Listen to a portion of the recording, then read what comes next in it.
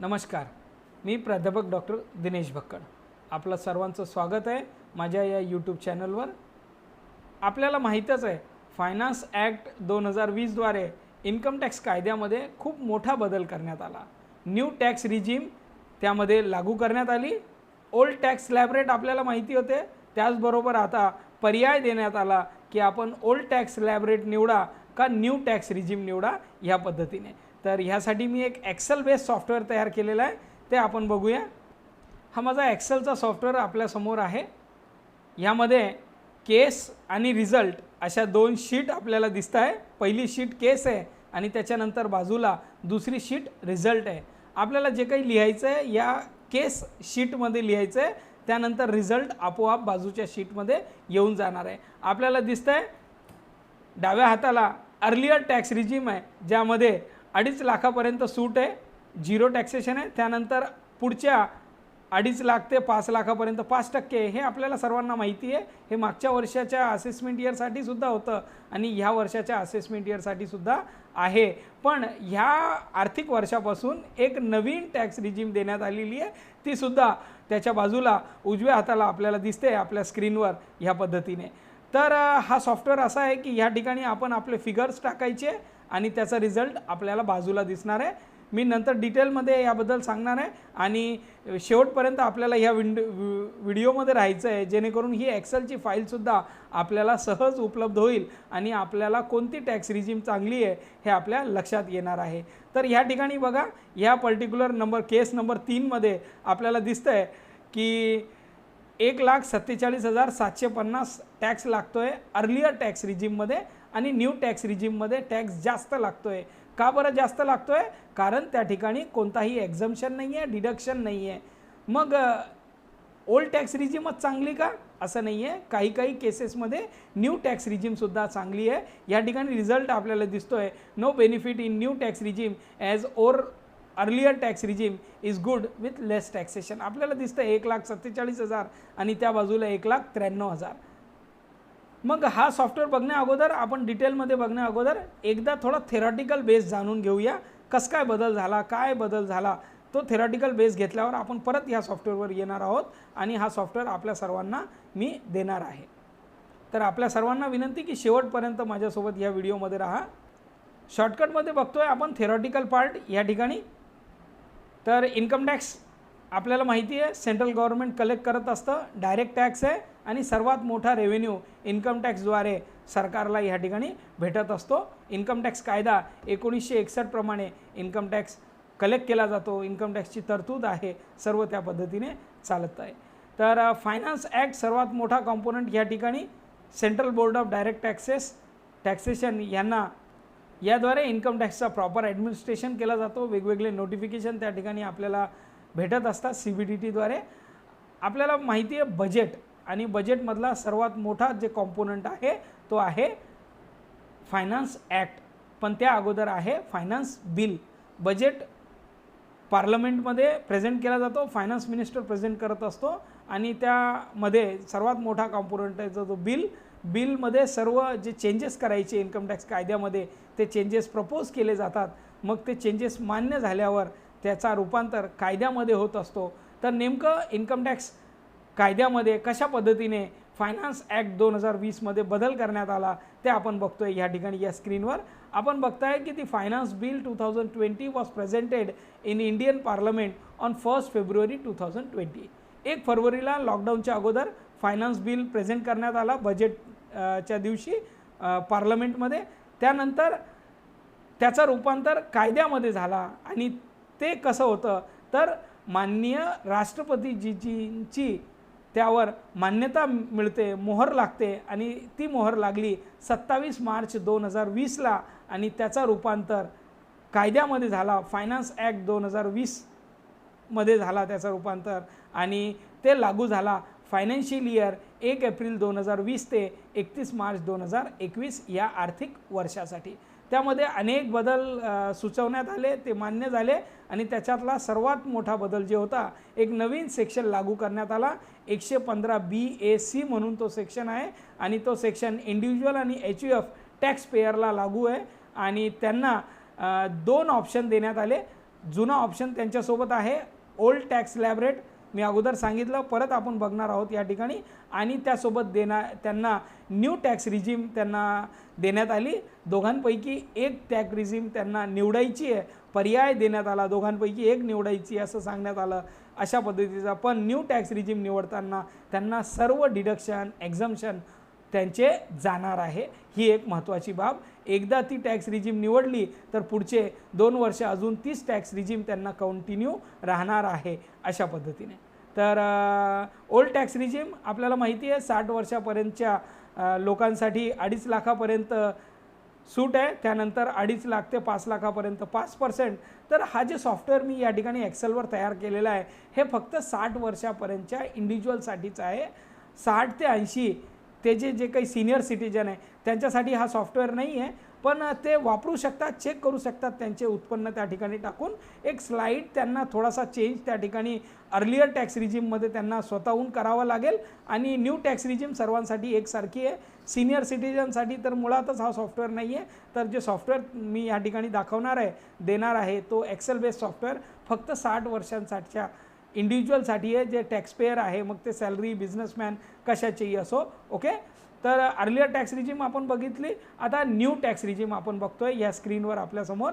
2.5 लाखापर्यंत नील टॅक्सेशन आहे आणि कन्सेशनल रेटने टॅक्सेशन देण्यात आले. आतापर्यंत आपण बघायचो 3 स्लॅब होते, 0%, 5%, 20%, 30%. पण ह्या ठिकाणी न्यू टॅक्स रिजीम निवडताना आपल्याला अगोदर 5 आहे, मग 10 आहे, मग 15, 20, 30 पर्यंत आपल्याला टॅक्स स्लॅब रेट देण्यात आलेला आहे ह्या पद्धतीने. मग न्यू टॅक्स रिजीम घेतल्याने काय होणार आहे तर non availability of certain tax deduction, मग लिव्ह ट्रॅव्हल कन्सेशन असेल, हाऊस रेंट अलाउन्स असेल, हे कन्सेशन हे डिडक्शन्स जे स्क्रीनवर आपल्यासमोर दाखव. मी जास्त डिटेलमध्ये जाणार नाही आहे, आपण स्क्रीनवर वाचू शकता हे सर्व. आणि मेन आपल्याला सॉफ्टवेअर बघायचं आहे. तर हे सर्व डिडक्शन आपले जाणार आहे. सेक्शन 24चा सर्वात मोठा डिडक्शन हाऊस प्रॉपर्टीचा जे काही आपल्याला हाऊसिंग लोनचा इंटरेस्ट लागतो तो या ठिकाणी जाणार आहे. स्टँडर्ड डिडक्शन जाणार आहे सेक्शन 16चा. आणि त्याचबरोबर सर्वात मोठा चॅप्टर 6चे जे काही सर्व डिडक्शन आहे, मग ATC असेल, LIC, ATD असेल, मेडिक्लेम, ATG असेल, डोनेशन, हे सर्व डिडक्शन या ठिकाणी जाणार आहे आपल्या ह्या न्यू टॅक्स रिजीम जर आपण घेतली तर. ओल्ड टॅक्स रिजीम घेतली तर आपले कोणतेच डिडक्शन जाणार नाही आहे, जे आपले अगोदर होते ते सर्व डिडक्शन राहणार आहे. तर बघूया आपला सॉफ्टवेअर डिटेलमध्ये एकदा. जसं मी अगोदर सांगितलं आपल्याला की ह्या सॉफ्टवेअरमध्ये केस आणि रिझल्ट अशा 2 शीट दिलेल्या आहे. ह्या ठिकाणी आपल्याला जे काही बदल करायचं आहे ते ह्या ठिकाणी करायचं आहे. आपलं जे काही उत्पन्न टाकायचं आहे ह्याच ठिकाणी टाकायचं आहे. आणि तो जे काही आपण ह्या ठिकाणी टाकलेला आहे तो रिझल्ट शीटमध्ये सुरुवातीला वरती येऊन जाणार आहे.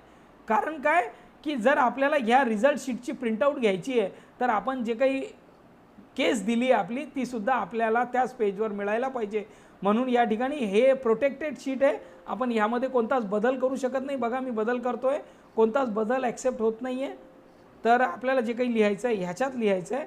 आपण एक केस बघूया. मी खाली 4-5 केसेस टाकलेले आहे, त्या केस कॉपी करतो आहे मी या ठिकाणी आणि वरती टाकून ठेवतो आहे. बघूया काय होतं आहे त्या केसमध्ये. बघा ह्या ठिकाणी केस नंबर 1 घेतली मी. 8 लाख रुपये उत्पन्न आहे ह्या इंडिव्हिज्युअल असेसीचा, 40,000 रुपये अदर उत्पन्न आहे, 2 लाख रुपये हाऊसिंग लोनचा इंटरेस्ट भरतो हा व्यक्ती, 50,000 रुपये प्रिन्सिपल भरला जातो आहे. LIC ATCमध्ये 1 लाख भरतो आहे. आपल्याला वाटतं 1.5 लाख आहे, 1.5 लाख करून घ्या, काही प्रॉब्लेम नाही, कारण हाऊसिंग लोनचा प्रिन्सिपलसुद्धा ATCमध्येच जातो. त्यानंतर मेडिक्लेम आहे, डोनेशन आहे, इलिजिबल डोनेशन आपल्याला ह्या ठिकाणी टाकायचं आहे. जेवढा काही डोनेशन इलिजिबल आहे तो आपल्याला स्वतः कॅल्क्युलेट करायचा आहे. ॲडिशनल एक बेनिफिट आहे 1.5 लाखाच्या व्यतिरिक्त ATCCD 50,000 रुपयाचा तो बेनिफिट या ठिकाणी मिळतो. पण ते स्पेशल कॉन्ट्रीब्युशन तुम्ही जर केला असाल त्या पद्धतीने मिळतो. ह्या व्यक्तीने 75,000 रुपये त्या ठिकाणी भरले होते. चला तर बघूया काय रिझल्ट येतो आहे. हे जे 4-5 ओळी ह्या ठिकाणी आहे हे ॲटोमॅटिक रिझल्ट शीटवर वरती येऊन जाणार आहे आणि त्या पद्धतीने रिझल्ट खाली आपल्याला दिसणार आहे. आपल्याला वाटतं हे 8 लाख आहे, ह्याला आपण 10 लाख करूया. लगेच रिझल्ट शीट आपण केसमध्ये यायचं आहे आणि ह्याला 10 लाख केलं तर ॲटोमॅटिक आपल्याला परत त्या ठिकाणी बदल झालेला दिसेल. तर आपण बघतो आहे अर्लियरमध्ये काय होतं आहे. 10 लाख नंतर स्टँडर्ड डिडक्शन मिळणार आहे 50,000चा, प्रोफेशन टॅक्स 2500 रुपये आपल्याला मिळणार आहे आणि अदर इन्कम आपली होती 40,000ची. ती अदर इन्कम आपण सांगितली म्हणून याने अदर इन्कम या ठिकाणी आलेली आहे. हाऊसिंग लोनचा 2 लाखाचा सेक्शन 24 मध्ये डिडक्शन मिळतो. ATC 1.5 लाख, आपण किती ATC मध्ये टाका, जसं प्रिन्सिपल टाकलं बघा, या ठिकाणी प्रिन्सिपल आहे 50,000 आणि LIC 1.5 लाख आहे, दोघं मिळून 2 लाख झाले, पण डिडक्शन मॅक्सिमम 1.5 लाख आहे. ATCCD ॲडिशनल भेटतो, कारण इथं आपण 75,000 रुपये कॉन्ट्रीब्युशन म्हटलेलं आहे, तर ते 50,000 रुपये आहे ATCCDचे जर आपण भरलेले असेल तर. ATD मेडिक्लेमचा ह्या ठिकाणी 18,000, ATG आणि सर्व मिळून टॅक्स लागतोय 21,400. आणि बाजूला जर आपण बघितलं न्यू टॅक्स रिजीममध्ये, त्या ठिकाणी फक्त CCD भेटतो आपल्याला, 75,000 रुपये पूर्ण भेटणार आहे.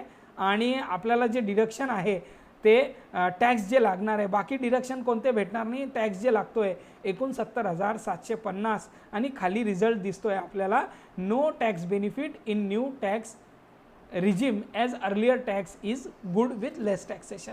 हे दोघं एका पेजवर यावं म्हणून या ठिकाणी मी रिपिटेशन केला. बघा, कंट्रोल P करून आपण प्रिंट काढू शकतात, अशा पद्धतीने प्रिंट दिसते आपल्याला या ठिकाणी. ओके, तर आपण बघतोय अजून एक केस आहे माझ्याकडे, ती केससुद्धा बघूया आणि नेमकं हा सॉफ्टवेअर आपल्याला कसं भेटेल मी आपल्याला ते सुद्धा सांगणार आहे. बघा, ही एक केस आहे, केस नंबर 3 आपण बघतोय. केस नंबर 3 मध्ये काय झालेलं आहे, 11 लाख रुपये उत्पन्न आहे, हाऊसिंग लोन 20,000 रुपये फक्त, प्रिन्सिपल 10,000 रुपये आणि LICचे 40,000 रुपये भरले जातात. मग PPF, स्कूल फीस, बाकी म्युच्युअल फंड वगैरे जे काही असेल ते सर्व ATC मध्ये या ठिकाणी येतात. आपण तो कॅल्क्युलेशन स्वतः करायचं आहे. एखादा बिझनेसमॅन असेल, त्याला या ठिकाणी सॅलरी नाही आहे, तर ह्याने सॅलरीमध्ये 0 करा, या ठिकाणी 20 लाख रुपये करा. 20 लाख उत्पन्न असेल, नेट प्रॉफिट वगैरे जे काही त्यांना चेक करायचं आहे, तर त्यांच्यासाठी सुद्धा या ठिकाणी आहे. बघा, सॅलरी 0 झाली, स्टँडर्ड डिडक्शन नाही आहे, सॅलरी नाही आहे तर स्टँडर्ड नाही आहे, प्रोफेशन टॅक्स नाही आहे, पण 20 लाख रुपये अदर इन्कम आलेला आहे. आणि या ठिकाणी बघा, सेक्शन 24चे 20,000 रुपये जे काही आपला डिडक्शन होता, हाऊसिंग लोन आपण ॲडिशनल घेतला त्या ठिकाणी त्या पद्धतीने, आणि खाली टॅक्स देतो आहे आपल्याला. आणि आपल्या लक्षात येतो आहे न्यू टॅक्स रिजीममध्ये आपल्याला कमी टॅक्स लागतो आहे 3,37,500 आणि ओल्ड टॅक्समध्ये आपल्याला बघा 3,91,500 लागतं आहे. म्हणजे go for new tax regime. सॉफ्टवेअरने आपल्याला सांगितलं आहे की नवीन टॅक्ससोबत जा. ओके, अशा पद्धतीने. तर आपलं जे काही उत्पन्न असेल, बघा मी परत या ठिकाणी 18 लाख टाकतोय ग्रॉस सॅलरीमध्ये. ओके, आणि अदर इन्कममध्ये 20,000 टाकून देऊया. काही नॉमिनल इन्कम, इंटरेस्ट वगैरे काय आपल्याला भेटत असेल आपण ते या ठिकाणी टाकावं. काही रॉयल्टी, रेम्युनरेशन, दुसरं काही असेल या ठिकाणी आपण ते मेन्शन करावं. मग बघा 18 लाख आले, 20,000 हे आले, आणि आता खाली बघतोय आपण 3,21,750. हे जे काही आहे टॅक्स, हे सेसच्या अगोदर आहे आणि त्यानंतर सेस लागणार आहे ह्या टॅक्सनंतर. आणि मग आपण जे काही TDS, prepaid taxes, advance tax जे काही भरलेलं असेल ते मायनस होईल. मग जे राहिलेला टॅक्स आहे तो, मग ह्या ठिकाणी परत सांगितलं जात आहे go for new tax regime which is less आहे. बघा 2,83,000 रुपयेच आहे. पण एकदा का आपण न्यू टॅक्स रिजीम घेतली तर पुढच्या कंटिन्यू 2 वर्ष आपल्याला हीच ठेवावी लागणार आहे, अशा पद्धतीने. तर अशा काही माझ्या केसेस आहे माझ्याकडे वेगवेगळ्या. आपण सर्व केसेस मी या ठिकाणी 1 बाय 1 बघतोय, पण आपण आपली स्वतःची केस बघा. हा सॉफ्टवेअर मी ह्या व्हिडिओच्या डिस्क्रिप्शनमध्येच याची लिंक देणार आहे, त्या ठिकाणून आपण तो सॉफ्टवेअर डाउनलोड करावा. बघा, केस नंबर 2 घेतली मी आता या ठिकाणी, आणि केस नंबर 2 मध्ये 9,125 रुपये टॅक्स लागतोय. आणि no benefit in new tax रिजीममध्ये बघा 39,000 रुपये आपल्याला लागत आहे. नवीनमध्ये, ओल्डमध्ये 9,125 रुपये फक्त, अशा पद्धतीने. ओके, तर हे काही केसेस आहे माझे. आपण आपल्या पद्धतीने आपली जी काही केस असेल ती आपण त्या ठिकाणी घ्यायची, आणि ती कशी घ्यायची मी परत एकदा सांगतो. बघा, हे सर्व कॉपी केलं मी या ठिकाणी आणि केस नंबर 4 वरती टाकलं. परत बघूया केस नंबर 4 मध्ये काय बेनिफिट आहे. केस नंबर 4 आपल्याला सांगते या ठिकाणी बघा, सॅलरी आहे, स्टँडर्ड डिडक्शन भेटणार आहे, प्रोफेशन टॅक्स भेटतो. महाराष्ट्राच्या साठी प्रोफेशन टॅक्स कलेक्ट केला जातो, महाराष्ट्र गव्हर्नमेंटचा किंवा त्याचा एक वेगळा कायदा आहे त्या संदर्भात केला जातो. आणि गो फॉर न्यू टॅक्स रिजीम असा आलेला आहे. न्यू टॅक्स रिजीम निवडा, कारण 1,25,000 आणि इकडं खूप जास्त आहे, अशा पद्धतीने. ओके, मग आपल्याला काय करायचं आहे, आपण कोणतीही केस असू द्या या ठिकाणी आपण आपलं नाव टाकून द्या, नो प्रॉब्लेम. जे काही आपलं नेम असेल तो टाकून द्या या ठिकाणी, जे काही आपल्याला लिहायचं आहे ABCD जे काही आपलं नाव असेल ते. मग आपली सॅलरी या ठिकाणी मेन्शन करा, जे काही 15 लाख, 20 लाख जे काही आपल्याला या ठिकाणी सांगायचं आहे, हाऊसिंग लोन वगैरे जे काही मेन्शन करायचं आहे. 1.5 लाख रुपये हाऊसिंग लोन आहे समजा, 240 घ्या, जेवढं आहे तेवढं घ्या, काही प्रॉब्लेम नाही. बेनिफिट 2 लाखाचाच मिळणार आहे आपल्याला. तो बेनिफिट ॲटोमॅटिक सॉफ्टवेअरमध्ये देऊन देणार आहे. बघा या पद्धतीने. मग ATC सर्वांचाच असतो 1.5 लाख रुपये. 2 लाख घ्या पण मॅक्सिमम 1.5ची सूट मिळते. ओके, मग आता बघूया काय येतं आहे. बघा हे आलं या ठिकाणी 1.5 लाख रुपये आलेले, 15 लाख रुपये आलेले, 2,40,000 आलेले, या ठिकाणी 1.5 लाख आलेले. आणि रिझल्ट बघा, अर्लियर टॅक्स रिजीम आपल्यासाठी चांगली आहे. या ठिकाणी 1,41,000. जसजशी इन्कम वाढत जाते जसजशी इन्कम वाढत जाते अर्लियर टॅक्स रिजीम आपल्याला घातक आहे. त्या ठिकाणी बघा 25 लाख रुपये इन्कम घेतलेला आहे आता मी. आणि आता बघा या ठिकाणी परत हाऊसिंग लोनसुद्धा एक फॅक्टर आहे. त्या ठिकाणी हाऊसिंग लोन मी या ठिकाणी कमी करतो. बघा